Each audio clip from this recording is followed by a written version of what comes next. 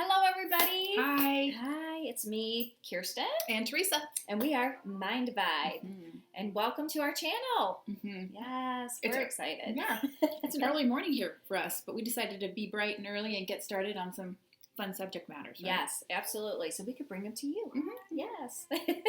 Today's talk is kind of serious, though. It is a little serious. But it doesn't have to be. No. But it's universal, but it's about self-criticism and that self-critic that we all have. Yes, and which talks to us all day long. Mm-hmm. It's never going to go away. No, it never It's never does. going to. But it is. But there are ways that we can learn to get to know it. Yeah. And figure out how we can conquer it. Mm-hmm. Or work with it. Right. Yeah. Let it be your friend instead of your critic. Enemy. Yeah. Oh, and I think it's universal. Yeah, I think everybody has that. I don't know how you couldn't have it. I know. I just think it's a part of. I think it's part of survival in a way. Yeah. Because we have to judge things in a way to know if it's good or bad for us, whether we're going to be able to maneuver around that, whether it's going to be something that hurts us. So I think it's just innate that we judge things, and so I think self-criticism is a part of that. I think so. And I think we judge ourselves, and it starts at an early age. It starts at I know it did for me. Yeah. If you were to think back, start to think about it, like if you have a certain self-doubt or something that you feel like you criticize yourself with, if you were to go back, where do you first remember that voice or that comment, that one that you keep hearing in your head? I remember. I know it was in elementary school. Yeah. I know. I don't know exact, but I know exact. I know I was really little, and it's almost like I can almost visualize like the classroom I was in. I know. You know, and I know I had to been at least, because it was back in the day they did like a 3-pod thing. Yeah. So that was first, second, and third. So somewhere in there. Yeah. Yeah. I think school is when I remember it. Yeah. Mm-hmm. I think when I remember starting to have that feeling of not good enough. Yeah. You know, don't raise your hand. God forbid somebody look at me. Right. You know? I don't know. Don't read in case you get the word wrong. Oh my gosh. Remember in elementary school you'd have to do that? Oh. Or that went on for a long time. Do you couldn't guys remember that? Oh. Where they would go around the room and each person would have to read a paragraph, and I would just pray to God when it came to me, please don't give me a big paragraph. Yeah, make it easy. Don't give me the big one. Or the page. You know what I used to do though? If I didn't know a word, I coughed through it. Oh. I didn't. I thought I was so clever. That is clever. They caught me. They're like, we didn't hear you. Can you go back through that? So then I go cough again through it. Okay. Oh, sorry. I got a tickle in my throat. I did. I thought I was so clever. But That is so clever. Mm. Oh my gosh. Oh, I did it. But I am curious to know, like when you go backwards, where do you start to remember? And I think that gives you some insight. It does. It really does. And start there and go, well, is that real? First of all, is it even real? Or, what are the facts about this thought that you're having that's coming in, or that doubt? Like, is it factual? Is it factual? Or is it just feelings and thoughts that you have, and then you create more and more and more as time goes on? Right. Or someone could make, when you're a kid, someone could make one statement. It could be a teacher, and not that anyone's doing this on purpose. No. It's a parent. It could be one statement that you heard, and you're like, wow. And it just sticks with you. It does stick. It does stick with you. And so it gets in here, and then what happens is it just keeps going over. It's a tape. It becomes a tape that you keep hearing over and over. You remember when so-and-so said, or do you remember when we were blah, blah, blah? And it just keeps going over and over and over in your mind. And it can come back to you years later. Oh, yeah. And it's incredible how that happens. Well, I think we are also storytellers. Yeah. So, you want to get a story about that. Yeah. And you want to create an entire beginning and an end, and what's the enemy, you want to know the whole thing. And so we'll create these stories, and then that's your story. And it just twirls and builds, and then maybe another event happens and it feeds into that self-criticism. Yeah. And also, it's interesting though, when, as part of feeding into the story, if you do this little experiment and you're worried that someone doesn't like you, Mm-hmm. so that kind of changes your feeling when you're around them. If you think that someone doesn't like you or doesn't think you're good enough, do you notice that it affects how you act? You shut down. Yeah. I do. You just, yeah. Right. So then, because you shut down mm-hmm. and you act not yourself, or you want to maybe be like a little bit distant from them, you're mm-hmm. distant, then they aren't going to like you because you haven't allowed yourself to be yourself. Right. So if it wasn't factual and it was just in your mind, mm-hmm. and then you start changing your behavior around this person, then chances are, right, it becomes reality. Yeah. Absolutely. So it does. You create your own reality. You do. We humans, that's what we do. We are feelers and thinkers. So what do you think would be a good way to help your self-criticism? I have to tell you what's helped me. Okay. And it's something that's happened for me just in the last few years. It's self-talk. The self-talking solution. Mm-hmm. Self-talk. And there's a big, we all are, I like, someone brought to my attention, not just only saying I ams mm-hmm. and being in the present moment and talking as if it's already occurred. And I'm a big believer in that. Right. But sometimes I don't buy in. Do you know, I don't buy into that. Like mm-hmm. I don't, but what I do like, and it's not for everybody, maybe, but it's when you talk to yourself in the second person. Ooh. Yeah. So can you give me an example? I would love to give you an example. So instead of saying I am, it's Teresa, you are doing this. Teresa, you've got this. And you use your name. Ooh. Because our brains we have social brains. We do. And I don't know of anyone who doesn't like support, compliments, encouragement, mm-hmm. and connection. Right. We need that because we're designed for that. So that taps there's research that shows that taps into your social aspect of your brain. Mm-hmm. So when you talk to yourself in second person, it boosts your mood. Mm-hmm. It boosts and strengthens your motivation, and it helps you with the follow through.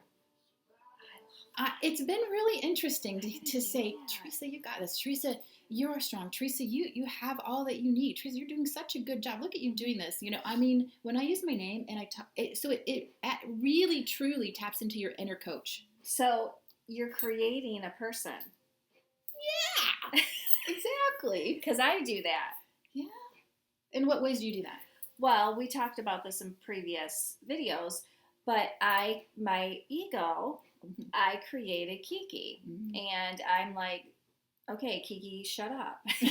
Knock it off. So whenever that inner critic comes, I call it my ego. It's my insecurity. It's my doubt. It's the every blah, blah, blah that keeps telling me, no, you can't do this, or nobody's going to watch this, or whatever it may be. Right. So you kind of do the same thing. I do. I call her Kiki, and I put her up in a room with chocolate martini and shut the door and watch Teresa Caputo. Yeah, right. But I love that. Yeah. So it's kind of the same thing. Yeah.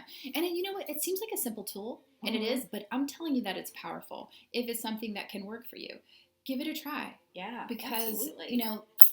Nothing better than having someone tell you that you've got this, or that you're incredible, mm-hmm. or you're of the ability, you have all that it takes. And if you're telling yourself that, then you don't need to rely on someone else. You don't. No. I'm like, oh, you got it. Ding, ding, ding, ding, ding, ding. Yeah. No, you really don't. And that's one thing that I don't like to rely on people in general, because then it's never a letdown, and it's really hard for me to ask for help anyways. But yes. Yeah, you've tapped into something. It's hard for a lot of people to ask for help. I want to ask for help. Can I interject that it's not a sign of weakness. It's actually strength. It's actually strength. And we all, as a society, or some of us more than others, and I'm the same way. And I only can tell you this because I feel it. I understand mm-hmm. what you're saying but if we can look at people want to help people. Yeah. Well, that's what we want to do. We want to help people. I love people asking me for help, but it's really hard for me to ask. One, because I know how busy people are, and two, I don't like to rely on people because it's not a control. I thought it was a control thing, but it really isn't. It's just the way that I process things and the way that I do things. It's like it has to be boop, boop, boop, boop, boop. And if, and I'm talking business sense. So when you're running a business, you have to, right? And if I rely on people and they don't hit the deadline for my business, then I can't have that. Right. You know? No. Maybe it is a control thing. I don't Maybe it is. No, I get there's a difference. I mean, you have to run a business and you have to you got to count on people. If you can't count on the person, they're out. You know, I get that. But so if you were but take it to like more of a personal note.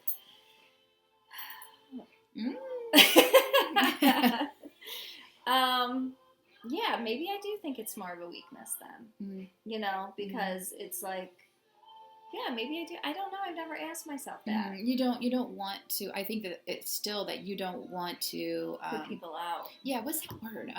Impose or be a burden. Put a burden. You feel like you'd be a burden.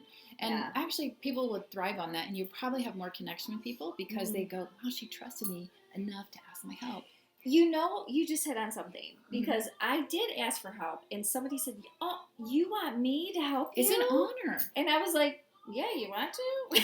They're like, "Yes." I was like, "Oh, okay."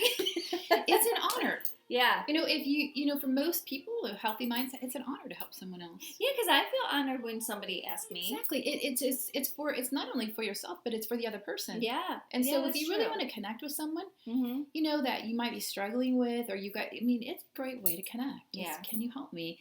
And that's a good point. It really, I believe it to be true. And I know that's what it would feel like for me. Like, gosh, dang, I feel honored that you would ask me and that you trust that you know, I can help you and that you're willing to be vulnerable enough to ask. Okay, well, I'm going to give you a list. No, I'm in. I like it. Yeah, but no, I think those are some good tips and tools just to, you know, get your feet wet and trying to, I don't want to say smush the inner critic, but just have more control maybe over it. Yeah. You know, just give it start to break it down a little bit and get to know it and start asking yourself, is this real? Yeah. Is this real? And and self-talk is always good, you know, listen and then actually follow through with what you're hearing. Yeah. You know? Absolutely. First do it. Yeah. Talk, listen, and then action. When I was younger, I used to tour and I would do self-esteem programs for elementary schools all over the Midwest. And one of the things that my dad and I came up with was the self-talking solution. And back in the day, that's what we would teach kids is how to, but that's what we called it, the we're driving on the road, you know, driving all these miles, and we're like, well, what would you call it? And we're like, self-talking solution. And I've used it to this day. That's great. Yeah. And you were just saying the same thing. So it's, you do have to talk to yourself, you know, and it's the other thing, like, I love that you used like the second person because when we hear something over and over and over again, what do? You believe it. You just do. So why can't you talk to yourself so you can believe it too? You know? Absolutely. It's about creating. Yeah. Right? What do you want to create? Yeah. And we are in a little bit of a battle with our brain. It's you know, you heard something with your little kid and it just stuck with you, so it's just a matter of kind of unpacking that. I think that's the term of everyone's using today, right? Yeah. So unpacking it, getting to understand it, and see if you can track it back. Where do I first recall that? And then you can start to dissect it a little bit and go, oh my gosh, I've been carrying that around for so long. You know, one of the things that I in all the trainings that I've done, and even like with my own self-help journey, when I can't remember, this was years ago, but I still do this and I teach other people this. But say you had something when you're younger, and something that really impacted you in a negative way. Somebody said something to you, and this is what happened to me. Somebody said something that I never forgot, like never forgot, and it kind of messed with me a little bit, but didn't realize it at the time because I was, you know, a lot younger.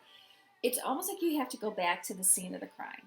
Yeah. So I did. I had to walk back into the school where I first heard it.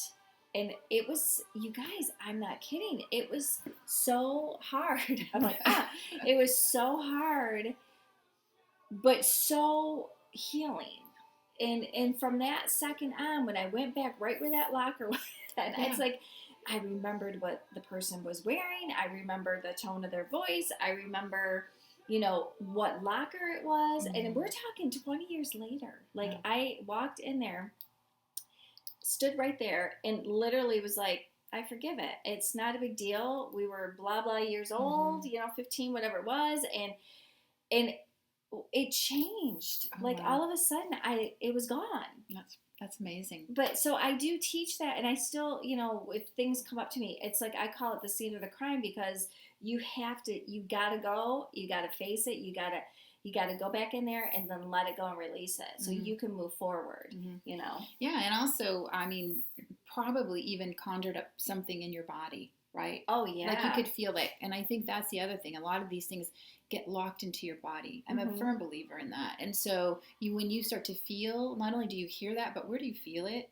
And you probably had those sensations when you were standing at that locker, and to acknowledge that, well, that's what that is, and kind of breathe into that and like get that out as well. Oh yeah, it stuck right here, right in that solar plexus area. Self-esteem, confidence. Yeah. And then it was literally like, and I walked out of there smiling. And it was just lighter, and it was really hard for me to go back into schools because of that situation. And like when I would take my daughter to school, I hated it. I hated walking in those places because it brought back those feelings. It brought back, and I was like, oh, please don't let my daughter to go through this. Please don't let her to hear that kind of stuff, and it just. But then after that, it was like I was fine, and then I could go back in that school, no problem. Yeah. So healing, awareness, and healing, and self-talking. It matters. Yeah. It does matter, and I think. Well, these have been some really great tools, and I'm so excited to get to do these little segments on things that we're really passionate about and want to bring to you, and hope that it opens your eyes to something, or gives you a little nudge in a direction to give you some more fulfillment, and to follow your passion and to heal. But first, I think it's important that we do have to heal. I think you have to heal, and then you can move into thriving and then making an impact in the world. Absolutely. Yeah. I agree. Yeah. Wonderful. What a good segment. Love it. Love it, love it, love it. So thanks for watching, everybody. And make sure, like you, subscribe, hit the thumbs up. We love getting thumbs up. And if you feel like anybody would love to listen to some of the things we have, please share our YouTube channel with them as well. Yeah. We will have everything listed in the descriptions, where you can find us, where you can reach out to us. We love getting emails. We love to answer questions. Yeah. If you have any comments or anything, please leave them down below. Until next time. We'll see you then. Enjoy the day. Yes. Bye.